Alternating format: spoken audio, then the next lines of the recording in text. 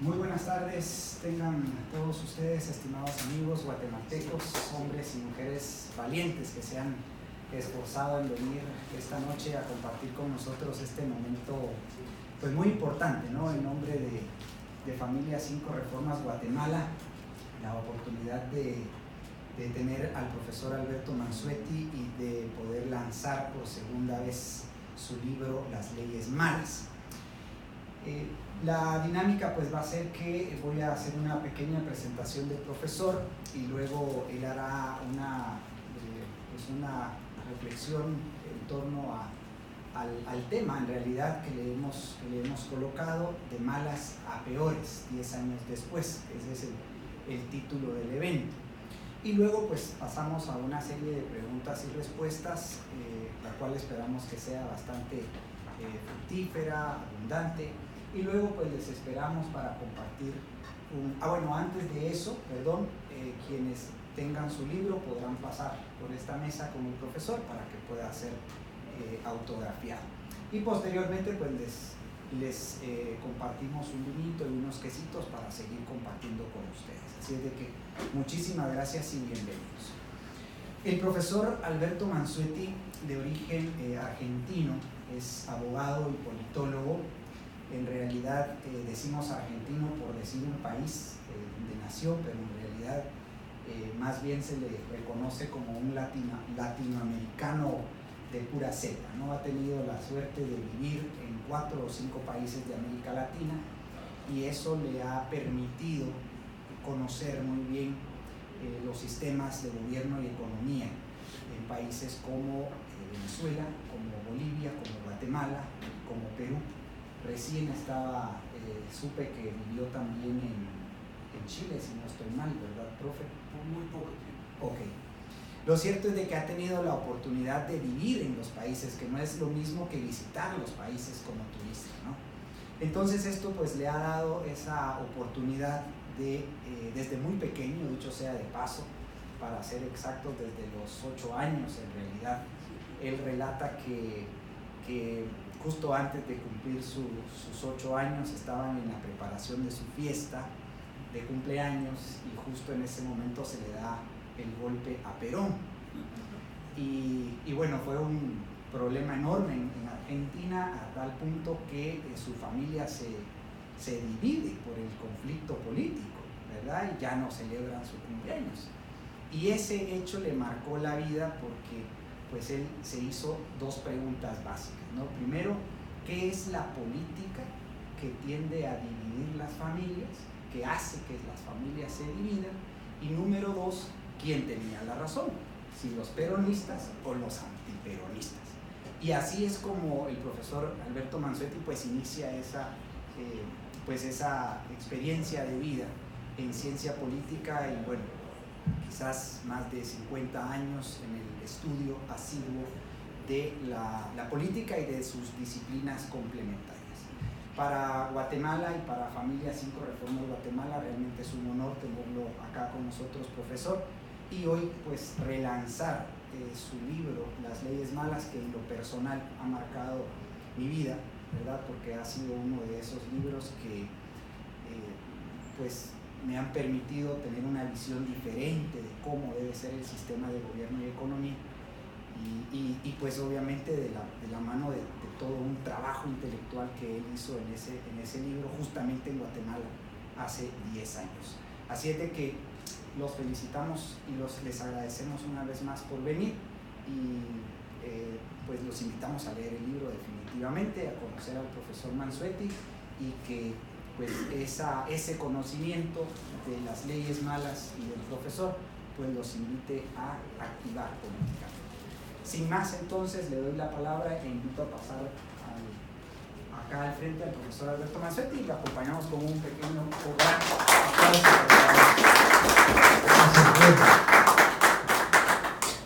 Muchas gracias.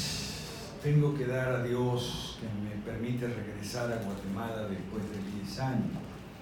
Y bueno, por este evento también a Damaris y a Carlos, que con el apoyo de Jorge organizaron este evento que no estaba previsto, esta conversación. Las leyes malas es un libro que yo escribí y publiqué en Guatemala. Después de haber publicado en Perú otro libro que se llama La Salida, que también está en PDF, se puede buscar. Ahorita yo no voy a hablar de este libro, porque si hablo del libro nadie lo va a comprar, es como spoiler, ¿no? Entonces no voy a hablar nada del libro. Solo diré entonces lo siguiente. Voy a compartir algunas reflexiones que tengo anotadas aquí, datos. Esto es lo que voy a compartir, datos. ¿Por qué en 10 años las leyes malas han pasado de ser malas a ser peores? Aquí hay algunos datos. A mí no me gusta dar opiniones. A mí me gustan los hechos duros, los datos. Y aquí tengo algunos para compartir. ¿Por qué 10 años después las leyes malas están peores? Y no solo en Guatemala, sino en todos los países. O sea, como dijo Jorge, a mí Dios me dio el privilegio de vivir en varios países y entonces la gente dice, entonces usted conoce muchos países, debe conocer. Claro, vivió en Venezuela, en Perú, Bolivia, cada uno de los países debió conocer. Mire, señor, la experiencia más importante es que todos esos países son iguales. ¿Okay? De hecho, ese libro dice Guatemala, Guatemala, Guatemala. No era mi intención, yo lo que quería era hacer un libro sobre América Latina. Pero los editores, impresores y demás, no, tiene que ser Guatemala, porque... Pero si yo digo, pero si es lo mismo, no, tiene que ser Guatemala, porque Guatemala es diferente y tal. Bueno, menos mal, entonces lo hice, ahí está referido a Guatemala, pero menos mal que después me salió una editora en Nueva York que me dijo, ¿querés hacer una segunda edición? Sí, como no, vamos. Y está, ustedes la pueden ver, la segunda edición está en Amazon, ¿ok? Y bueno, ¿qué cambios hay que hacerle? Muy simple, donde dice Guatemala pone América Latina y donde dice guatemalteco pone latinoamericano, nada más. ¿Seguro? Nada más, nada más. Porque cuando yo escribí este libro, yo ya sabía que podía haber una segunda edición y que bueno, íbamos a cambiar las cosas y ajustarla más a la realidad.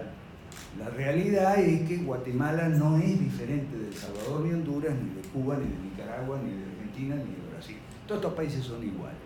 Pero eso les duele a la gente porque se parecen tanto que se parecen también en la chinche de que mi país es diferente. No es diferente. Entonces, como aquí la política, bueno, en todas partes, pero la política es muy emocional. Mi familia no fue la única que se dividió en 1955 cuando le dieron el golpe a Perón. Todas, o casi todas las familias argentinas se dividieron y eso pasa hasta el día de hoy, no solo en Argentina, también en Venezuela, en Nicaragua. Es que es igual en todas partes. Bueno, entonces, ¿qué fue lo que pasó en todos los países para que 10 años después las leyes se convirtieran en peores? Muy simple. Pasamos con el cambio de siglo, del 20 al 21, pasamos del marxismo clásico al marxismo cultural. Entonces, y las leyes, porque todas las leyes se inspiran en ideas. En América Latina todas las leyes están inspiradas en el marxismo. O clásico, las del siglo pasado, relativos a economía, todos los sectores y educación. Todo lo que tiene que ver con leyes relativas a la agricultura, el comercio, el trabajo, las banca, los seguros, las finanzas, todo eso, las leyes que tienen que ver con esos temas son todas inspiradas en el marxismo clásico. Y además la de educación, que es el punto 10. Marxismo clásico es del punto 1 al 10, Manifiesto Comunista, capítulo 2 del, se llama Burgueses y Proletarios, de 1848, Marx y Engels. Son datos, son hechos. A mí no me gustan las opiniones, me gustan los datos duros. Compare usted los 10 puntos del Manifiesto Comunista, capítulo 2, con el digesto legislativo y constitucional de todos estos países. Es puro marxismo clásico. Y en el siglo XXI, ¿qué entró? Entró el marxismo cultural, que es los 4 jinetes del apocalipsis, dice José Luis Tapia, que es la ideología de género, creo que todos sabemos de qué trata la cosa, el supuesto ambientalismo o ecorrojismo, como le decimos con Jorge, que sabe de eso mucho más que yo, ¿okay?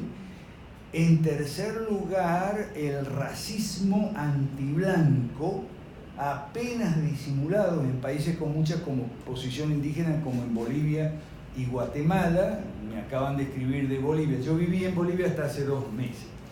Estamos encerrados porque la indiada no nos deja salir. La indiada son los cocaleros y los campesinos, ¿okay? El Evo ya le ha ordenado al ejército y a la policía que no reprima, porque los que van a reprimir son los movimientos sociales, como él les dice. Muy infiltrados o inflados por el racismo antiblanco, que es tan injusto, odioso, inmoral y repugnante como el racismo blanco. Sin embargo, el racismo blanco está resurgiendo. ¿Sabían? Vean en la web los grupos supremacistas blancos y todo eso. Eso es un horror, es otro horror que está surgiendo ahora, en los últimos años prácticamente. Entonces, el tercer jinete del apocalipsis es el racismo, disfrazado de indigenismo, los pueblos originarios. Colón fue un genocida, ¿okay? Eso no es así, espero que podamos aprenderlo. Colón fue un evangelizador, que les guste o no, nos guste o no, Colón fue un evangelizador, gracias. Él mismo lo escribe, su bitácora es una cosa impresionante, ¿no? Cómo estaba siguiendo al pie de la letra al profeta Isaías y otros escritos bíblicos. Cristóbal Colón, vamos a estar claros. Ningún genocida, por favor, pero si la reina Isabel les mandó a los señores que vinieron aquí, los conquistadores españoles, a casarse con las indias, y después entre las esposas de ellos que vinieron, también vinieron mujeres solteras, con la instrucción de la reina y eso está todo escrito, son datos, son documentos, son hechos, ¿okay? Históricos o actuales, pero son hechos, para casarse con jóvenes indios, incluyendo mujeres jóvenes solteras de alto nivel social, y se les había dicho que se casaran con príncipes indígenas. ¿Okay? Eso está todo documentado, no son nada. Bueno, entonces, y el cuarto y último, quizá el peor de todo, es el relativismo posmodernista. ¿Okay? Entonces, tenemos lo siguiente. La introducción del marxismo cultural le ha servido de mucho a la izquierda para avanzar. Ahorita están recuperando las pocas posiciones que habían perdido desde 2010. ¿Okay? Ya hemos visto los resultados de las elecciones, la disolución del Congreso en el Perú, en Ecuador el bochinche que se armó con el reemplazante de Correa, Lenín Moreno, en fin, todo. Ya lo hemos visto. Vuelvo y repito, son hechos, son datos, no son cosas que uno invente o se le ocurra o imagine. Entonces, han logrado que el marxismo clásico no se discuta. O sea, que las leyes relativas a agricultura, comercio, banco, no se discuten, son inamovibles, no se pueden discutir, porque lo que hay que discutir es si un varón puede ser una mujer y transformarse en mujer y tal. Ahora, ni se le ocurra plantear que si una empresa del Estado se puede convertir en privada. No, eso no. Eso no se puede discutir. Hay que discutir si una mujer se puede convertirse en hombre o viceversa, o tercer género, o pansexual, o sexo fluido y todo eso. Todo eso petrifica las instituciones y leyes malas. Y además de eso, meten leyes peores: aborto, suicidio asistido, cambio de sexo, matrimonio. Y ni hablar de los temas de racismo, de relativismo, posmodernismo y de ecorrojismo, que también son para discutir. Entre otros fines está confundir a la gente, sobre todo confundir el vocabulario, confundir totalmente el vocabulario y impedir que se modifiquen las leyes económicas y educativas. Marxismo clásico, capítulo 2. Como si fuera poco, han lanzado ya desde Chávez, esto lo vi yo cuando viví en Venezuela, lanzado ya desde Chávez la histeria anticorrupción. ¿Okay? No quiero hablar de Guatemala, pero no tengo más remedio. O sea, uno ve las noticias, los programas de opinión y tal, y son como monotemáticos. Lo único que discuten es la reforma a la justicia, la comisión de postulación y todo ese tema, y reformas a la ley electoral y de partidos políticos. No discuten otra cosa. No hay espacio ni en la prensa escrita, ni radioeléctrica, mucho menos en las redes sociales. No se habla de otro tema. ¿Por qué? Porque como si fuera poco encajar el marxismo cultural encima del marxismo clásico, entonces lanzan la histeria anticorrupción. No, el problema no es el sistema, el problema es que fulanito robó mucho, ¿no? O sea, para no hablar de Guatemala, voy a hablar de Argentina. ¿Okay? Es que Cristina se afanó medio país, hay que votar por Macri. Votaron por Macri hace 4 años. Ahora, no, pero es que esto es un desastre y además estos también son ladrones. Vamos a votar a Cristina otra vez. O sea, votaron a Macri para sacar a Cristina y ahora vuelven a votar por Cristina para salir de Macri. Histeria anticorrupción se llama. Nosotros nos desgañitamos y quedamos sin saliva los liberales clásicos, hablando, pero señor, la corrupción es una consecuencia del estatismo. La única manera de reducir la corrupción es reducir el estatismo. Usted puede poner penas, usted puede, dije que no iba a hablar de Guatemala, pero tengo que hablar. Usted puede meter presa a una candidata porque perdió la elección, acusándola de corrupto. Puede ir presa, pero ¿va a arreglar los problemas del país ahí? No va a arreglar absolutamente nada. Y eso de que el candidato que pierde va preso, no, eso no es solo en Guatemala. En Argentina también tiene 27 causas la chica, la Cristina, y este otro tiene también un número similar.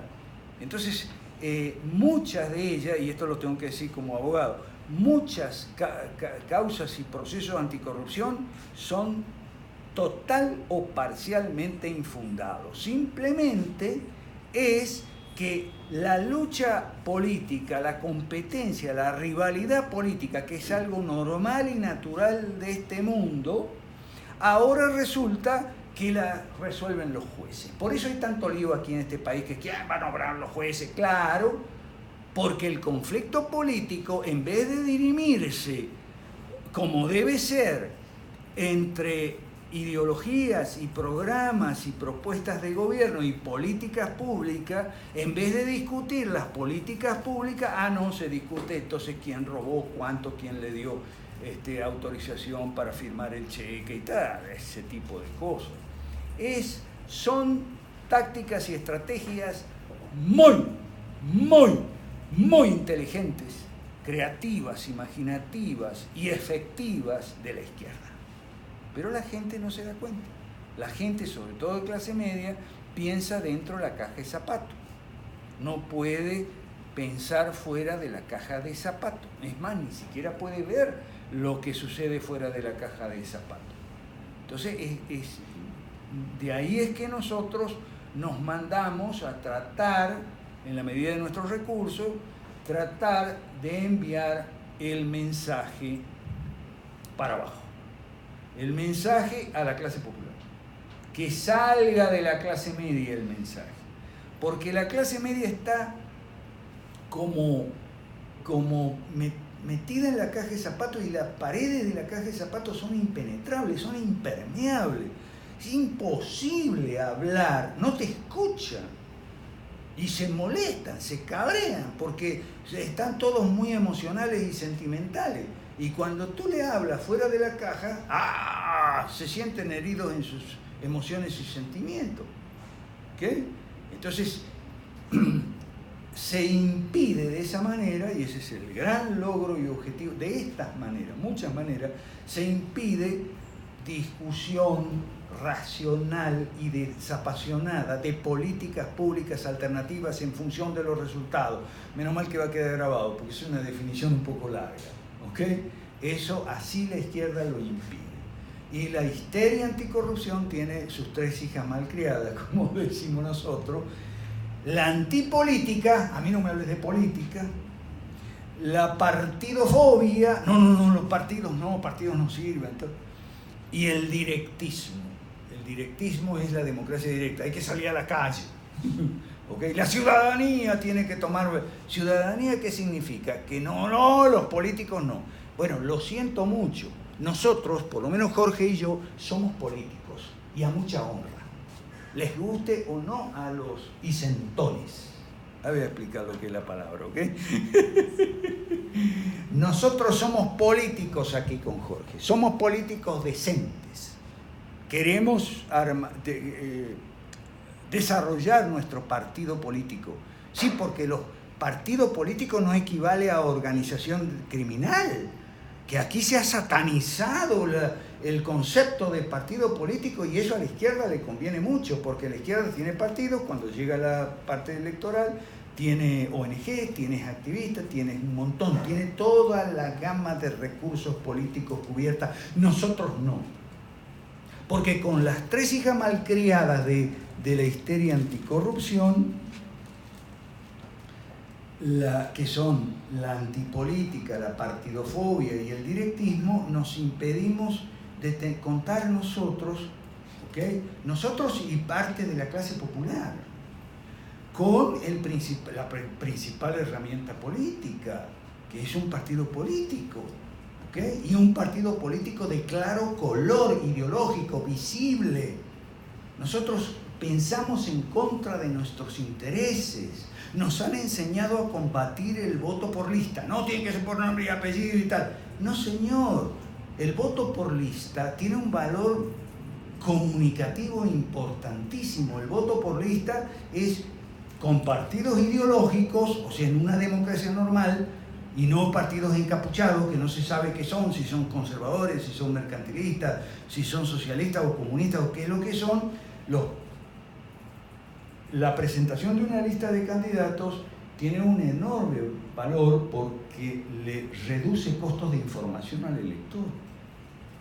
¿Okay? Porque ya sabe que estos 20 candidatos son socialistas porque son del Partido Socialista, y estos otros 20 son comunistas porque son del Partido Comunista, y aquellos otros son conservadores, los otros son neonazis, etc.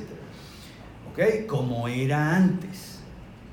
Y ahora voy a los ejemplos que quiero poner, 3 o 4 ejemplos nada más, de cómo algunos exitosos, algunos no, y algunos de los que voy a poner semi-exitosos, por decirlo así, o sea, lograron algunas metas y otras no, y las consecuencias que hay. Voy a hablar de varios países para no hablar de Guatemala.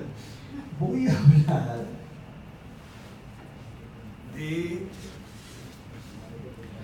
a hablar de Alemania, después voy a hablar de Italia, en distintas épocas, ¿ok? Después voy a hablar de Estados Unidos, de Brasil y de Perú. Corto trataré de hacer para poder entrar en el diálogo, ¿ok? Ahora es importante recordar estos ejemplos. ¿Por qué hago esto? ¿Por qué quiero compartir con ustedes? ¿Por qué quiero que ustedes entiendan lo que pasó? Porque mucha gente, a mí me lo dijo una amiga que tuvo que salir de Venezuela, yo voté por Chávez, y está en España. Yo voté por Chávez. Pero ¿y por qué votaste por Chávez? Yo no sabía que había votado por Chávez. ¿no ves que Chávez es comunista? Esto pasó hace tiempo, ¿okay? Y me dice, no, pero es que a mí me dijeron que el comunismo ya se había acabado. A mí me dijeron que el comunismo se había terminado, que había caído el muro de Berlín, me mostraron un video. Bueno, es importante recordar que en 1989, 90, 91, lo que cayó, aparte del muro, o sea, lo derribaron y el sistema, fue el Soviet Model, que es nada más que los 10 puntos del capítulo 2, más los 4 jinetes del Apocalipsis ahora. El Soviet Model es lo que hay ahora. El Soviet Model es lo que había antes. Era 4 características. Partido único, el Partido Comunista, y los demás no existían, o por lo menos había en algunos países un partido agrario, qué sé yo, pero era un fantochada, era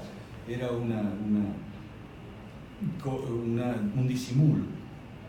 Estado policial, o sea, la policía te vigilaba, te monitoreaba y todo. Si han visto la película, si no han visto la película La vida de los otros, les recomiendo, porque ese es el estado policial. Censura de prensa, o sea, los escritos, las noticias de la prensa van primero al Ministerio de Información, y el Ministerio de Información usa el lápiz rojo, y entonces, bueno, ya saben. Y hostigamiento a las iglesias cristianas. Eso cayó. Pero en América Latina ninguno de esos 4 elementos son necesarios. Porque, ¿por qué va a haber partido único si todos los partidos comparten la misma, son socialistas? Y estatistas, mercantilistas, todos son iguales, entonces ¿para qué va a haber partido único? Entonces, yo me río mucho porque dicen, aquí en este país, en todos los países, lo que hace falta es consenso, no hay consenso. Le digo, escúchame, el consenso es la enfermedad de América Latina.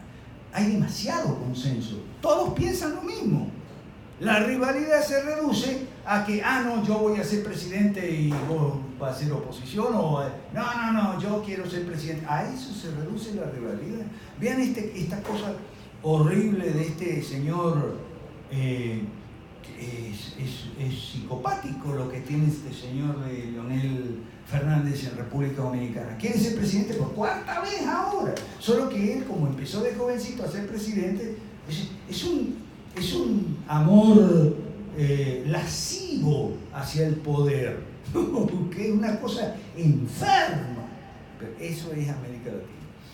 Entonces, el primer caso que les quiero poner es en Alemania.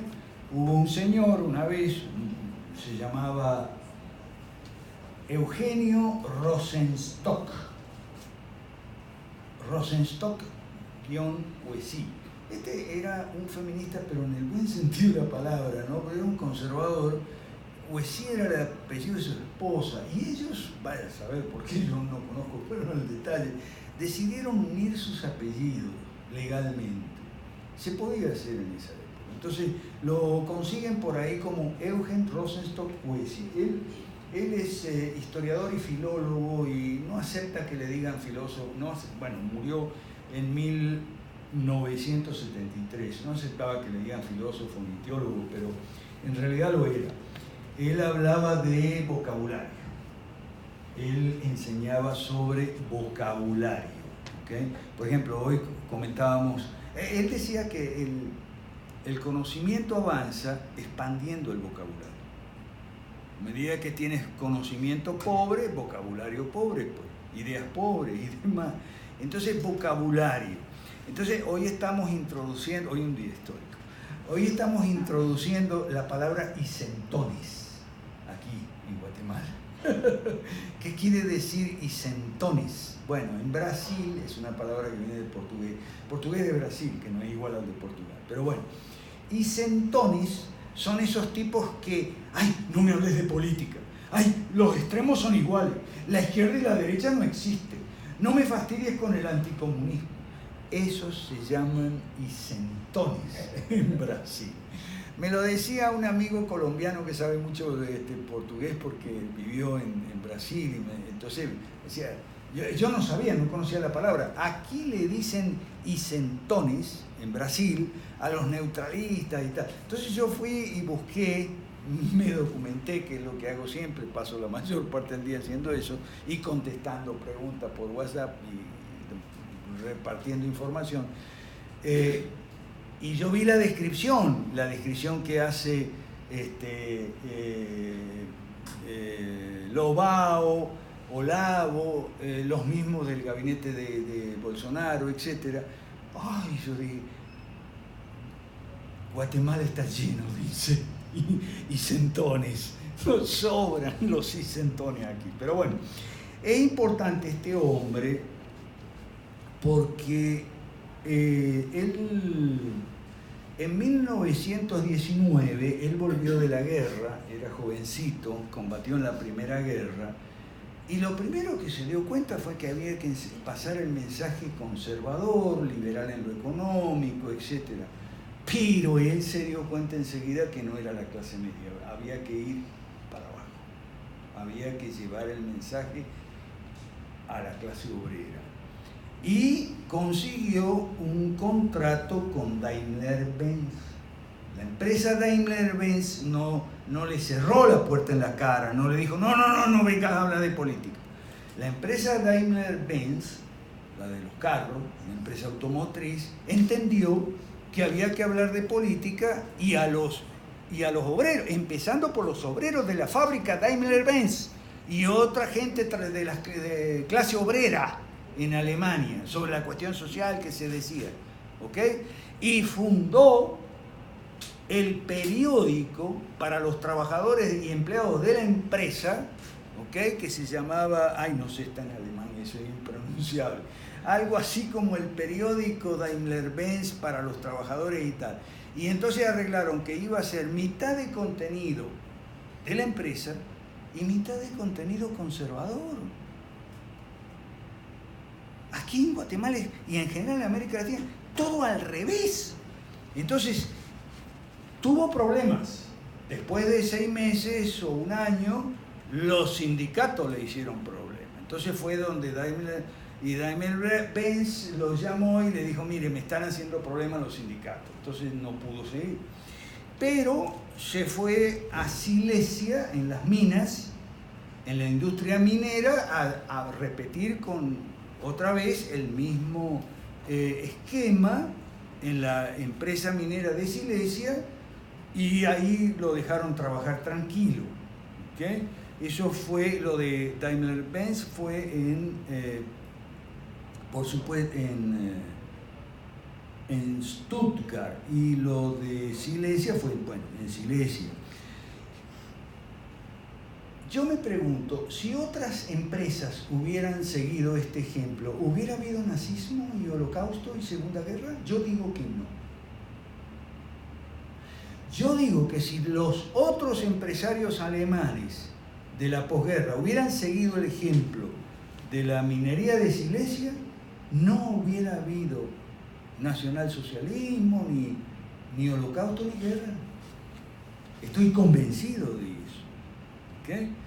Ahora, llegó Hitler y él tuvo que ir a Estados Unidos y lo echaron de Harvard. Lo echaron de Harvard y eso está documentado porque hablaba de Dios en las clases. Harvard, año 34, 35. Echaron al señor porque hablaba de Dios en la clase. Él era un judío convertido al cristianismo, al luteranismo. Obvio que iba a hablar de Dios en las clases. Pero en Harvard no. Y él decía, en Harvard no me permiten hacer lo que por un tiempo me permitió Daimler-Benz y la minería de Silesia. O sea, pensemos, por favor, y aprendamos. Pensemos y aprendamos. Pensemos fuera de la caja, por favor. El otro ejemplo es un cura católico, Luigi Sturzo, fundador del Partido Popular en Italia, ¿okay? Antecedente del Partido Demócrata Cristiano. O sea, el Partido Demócrata Cristiano, después de la Segunda Guerra Mundial en Italia, se fundó sobre la base del Partido Popular, fundado hace 100 años, en 1919, por el padre Luigi Sturzo. democracia cristiana. Ahora, no tengo que hacer la aclaración, no es lo mismo que la democracia cristiana en América Latina, en Guatemala Cerezo, en Venezuela Caldera, en Chile Frei, papá y el hijo, no es lo mismo. En Italia y en Alemania también, después de la guerra hubo milagro económico italiano y milagro económico alemán. Mis amigos de la Marroquín dicen, claro, esas fueron las ideas de la libertad. Sí, pero fueron partidos políticos los que decretaron, por así decirlo, las ideas de la libertad. O sea, mejor dicho, el gobierno limitado. Esa es la diferencia entre liberalismo clásico y libertario. Los libertarios son románticos, los liberales somos clásicos, que es lo opuesto a romántico. Bien, y todo esto lo enseñaba el padre Luigi Sturzo, y entre sus alumnos estaban Alcide de Gasperi, Luigi Einaudi, que después fue un tremendo economista liberal, líder del Partido Liberal, que junto con la democracia cristiana y son los autores del milagro económico, ¿okay? Porque las ideas no se aplican solas, las ideas no tienen patas, ni manos, ni pies, digamos. Uno de los mejores elogios que nos han hecho, Jorge, es decirnos que nosotros al liberalismo clásico le pusimos pies y manos, que no tenía pies y manos. Y sí, ese fue Randy Sperger de Costa Rica, nos hizo ese elogio a los del Partido Familia. Bien, entonces hubo 3 elecciones clave, las elecciones de 1946, 48 y 53. La primera y la última para Asamblea Constituyente y la primera para Asamblea Constituyente y las otras 2 para diputados y senadores. Sobre todo la del 48 fue descrita en ciencia política como la más enconada, la más larga, la más conflictiva, así para dividir familia, ¿no? Y también la más sucia de toda la historia de Italia. Pero eso sí, había de un lado la derecha y del otro lado la izquierda. En la derecha estaban los demócratas cristianos, los liberales, los republicanos de derecha y los monárquicos. Y de la izquierda estaba el socialismo democrático, el comunismo, el socialcristianismo, que ya existía para esa época, o sea, Cerezo y compañía de América Latina, ¿no? Y fue derecha contra izquierda. Y en el escudo de la democracia cristiana, hasta el día de hoy, figura una palabra maldita para muchos democristianos de América Latina, la palabra libertad. Y encima de eso en latín, o sea, más conservador no se puede ser, libertas, ese es el escudo de la democracia cristiana, libertas, y todo el mundo entiende, derecha, bueno, entendía, ahora no, ahora se nos ha revuelto el vocabulario, como diría Rosenthal, ¿okay? Entonces entendía que luchábamos por los valores de la derecha, que son el orden, la justicia y la libertad. La derecha es el bien y la izquierda es el mal, ¿okay? No es simétrico, no es, bueno, son 2 modelos que se... No. Eso enseñaba la democracia cristiana. Después, una cosita. Yo dije que la DC venía del Partido Popular, pero ¿de dónde venía el Partido Popular? De la Acción Católica. Pero la rama más fuerte de la Acción Católica era la JOC, la Juventud Obrera Católica. Y fue la Juventud Obrera Católica la que recibió el mensaje, los de abajo, los obreros, los proletarios, como diría Marx, los trabajadores, o los excluidos, como dirían hoy, qué sé yo, los de abajo. Entonces, uno que aprendió también muy bien eso y se dirigió a la clase trabajadora fue Ronald Reagan, que es Estados Unidos, el otro ejemplo que les quiero poner. Ronald Reagan, porque a nosotros, es que nos dicen tantas cosas taradas. Una de las cosas más taradas que nos dicen es que ustedes, aparte de que son muy radicales, muy extremistas, ustedes hablan un lenguaje que la clase baja no les va a comprender. Dale con la misma historieta. Por eso algunos de ellos se las dan ahora de monárquicos y antidemócratas y tal, y qué sé yo. Y resulta que las pocas experiencias que hemos podido tener, pocas por falta de recursos, con gente trabajadora, es la que más nos escucha. Y no solo nosotros, uno de mis grandes maestros, el canadiense Vince Miller, una vez hicimos una reunión en México, en Vallarta, y bueno, al final hicimos una cena y comíamos todos y tal, Vince y nosotros, tequila, a mí me encanta el tequila. Bueno, y entonces después terminó y como a las 2 de la mañana, o sea, 2 o 3 horas después de comer, bueno, cada uno medio chispado, nos fuimos a dormir. Y cuando pasamos por la cocina, Vince Miller, el canadiense, le estaba dando clase en su español medio atarugado a los mesoneros, a los mozos. Les estaba predicando liberalismo clásico.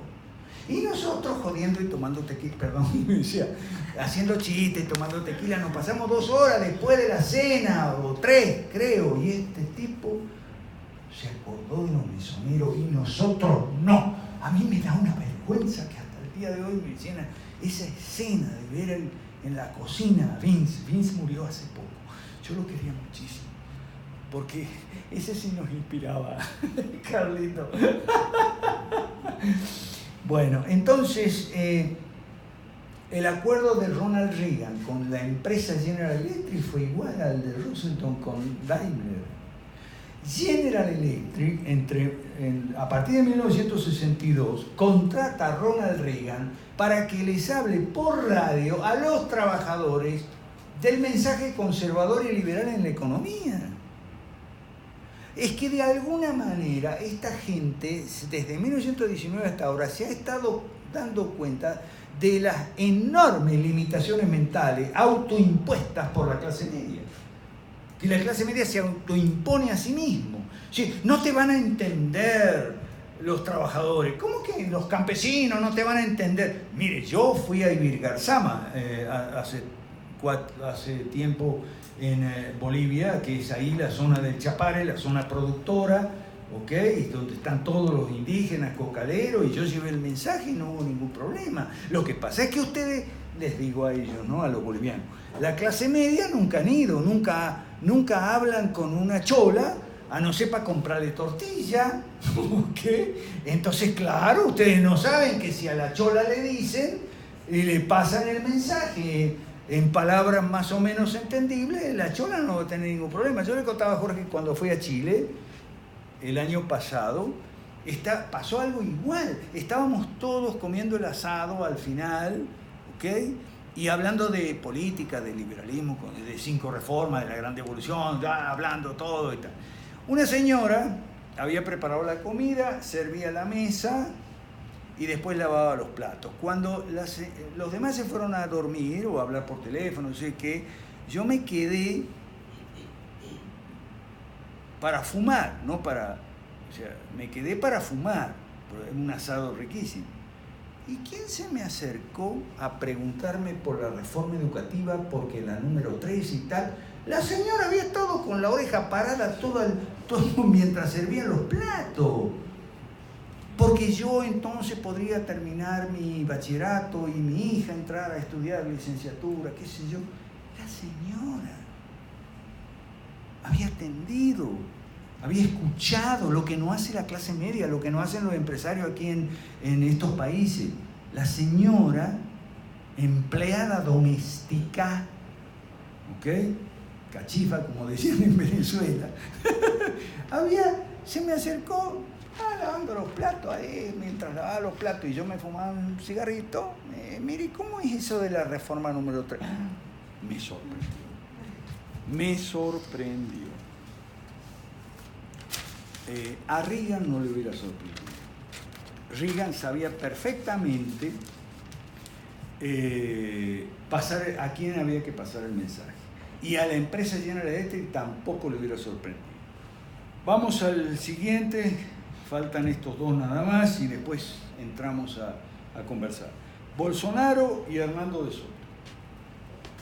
Bolsonaro tuvo medio éxito ahí, porque fue un capo en fusionismo, que es la receta doctrinaria, estratégica que nosotros seguimos. Fusionismo de liberalismo en economía y conservatismo en lo moral y político.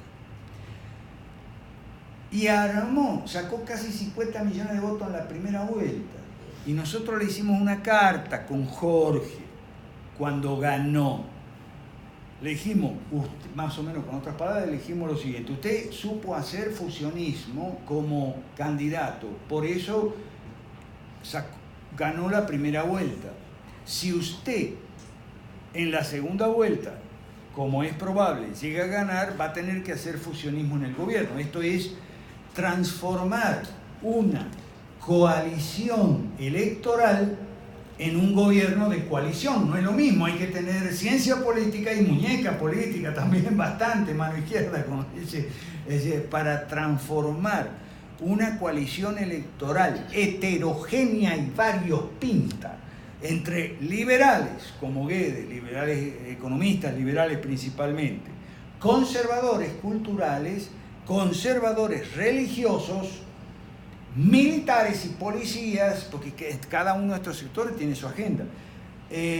Los militares, la seguridad; los liberales, tú sabes, bajar impuestos y eso; los conservadores, tú sabes, no ideología de género, todo eso. Entonces, y los empresarios, principalmente los del campo, y los olavetes, o sea, los discípulos de Olavo de Carvalho. Entonces, 6 sectores.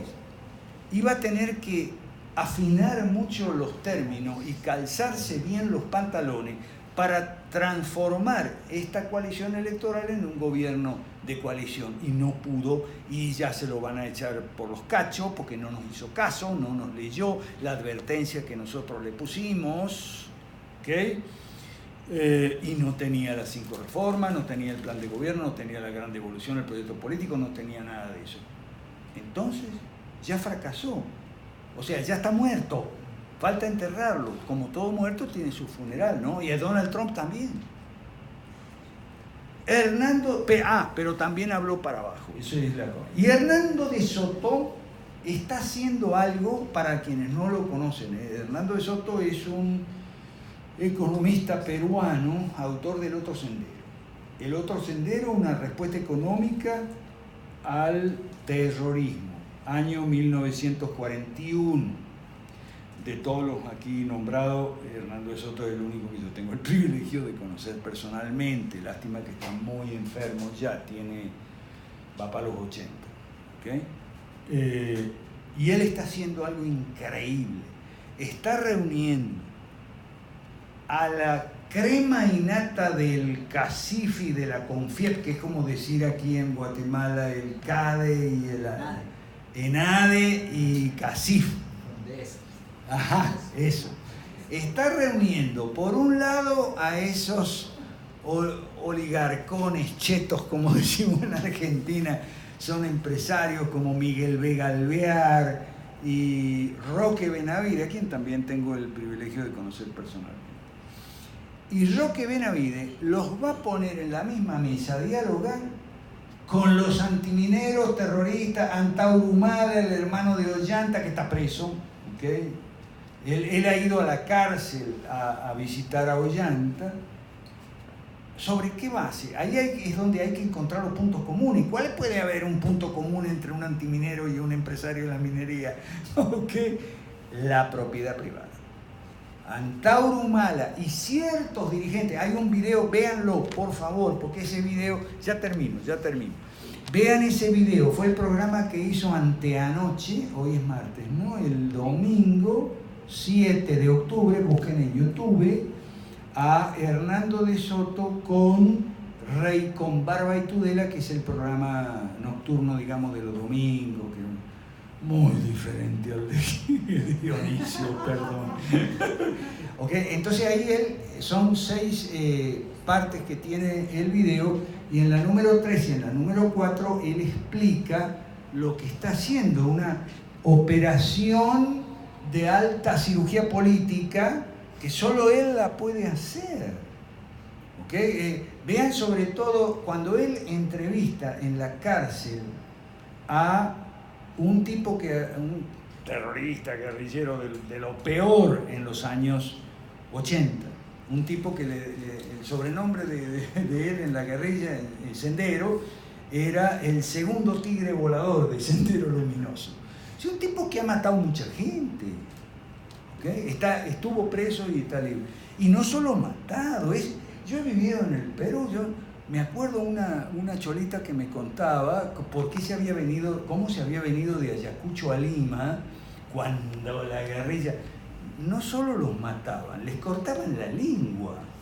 Porque la doctrina del pensamiento Gonzalo decía que si vos matás a una persona, esto se basaba en Maquiavelo, matás a una persona a los 3-6 meses ya todo el mundo se olvida, pero si le cortás la lengua a una persona, es un recordatorio para toda la vida. ¿Ok? Por aquello de las denuncias, y claro, porque denunciaban, a los guerrilleros los denunciaban con el ejército, entonces cuando agarraban un chivato, un denunciante, un informante, le cortaban la lengua. Sea mujer o hombre, o niño, lo que sea. Cosas muy terribles hicieron estos tipos.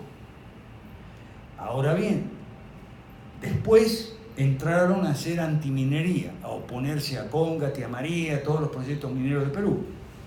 Entonces, Hernando Soto los va a sentar porque dice, bueno, ellos representan a los campesinos y a muchos campesinos que son campesinos, agricultores a medio tiempo y mineros a otro medio tiempo, o sea, o por épocas del año. O sea, ¿qué está enseñando? Miren ese video, la última exhortación que hace Hernando es la misma que yo voy a hacer para cerrar esta charla. Disculpen lo extenso del tiempo. ¿Okay? La exhortación que hace Hernando es: aprendamos, salgamos fuera de la caja, miremos y pensemos fuera de la caja. Me encanta una parte donde habla del caso de Sudáfrica, que nosotros trajimos a hablar aquí a Guatemala el año pasado. Esto se parece a Sudáfrica, y él no es como yo no conozco Sudáfrica, pero él ha viajado a Sudáfrica como viajamos a Shela, ¿okay? Varias veces. Entonces, aprendamos, ¿okay? Es más, él les dijo a los del ENADE, allá se llama CADE, ¿okay? Les dijo a los de CADE, pero ustedes son locos, es como el ENADE aquí, ¿no? La Confiep, que es como el CACIF. Ustedes son locos realmente, ustedes cuando van a las conferencias del CADE, una vez al año reúnen los ejecutivos y tal, para hablar del mundo del futuro, la tecnología y bla, bla, bla, bla, bla, bla, bla, bla, bla. Imaginan que el Perú del primer mundo y tal, y esto y lo otro. Para ir de cualquier parte donde ustedes vivan, de Miraflores, de Surco o de Surquillo, a donde hacen el CADE, hay que pasar 2 horas el tráfico es terrible en Lima también, hay que pasar 2 horas en carro por una autopista donde a los costados se ve una ranchada horrorosa, mugrienta, sumida en la pobreza. Y ustedes se pasan, claro, tienen los vidrios blindados y subido y negro, así no ven nada. Entonces, esa es la visión de túnel, la visión de burbuja. Eso es lo que tiene la clase media y la clase empresarial aquí en estos países. Y ustedes no miran al costado de la carretera toda esa ranchada, toda esa gente pobre que no tiene, ustedes no lo ven. Entonces, ¿qué vienen a hablar de cómo hacemos OGLU? No, sí, porque hacemos, aquí lo trajo el ENADE y allá lo lleva el CADE, siempre hacemos, está en la misma ruta en todos los países, en eso se parecen. Igual que los cristianos llevan sus predicadores, su marmelada y tal, y qué sé yo. Finalmente, repito lo que dice Hernando, aprendamos. Gracias.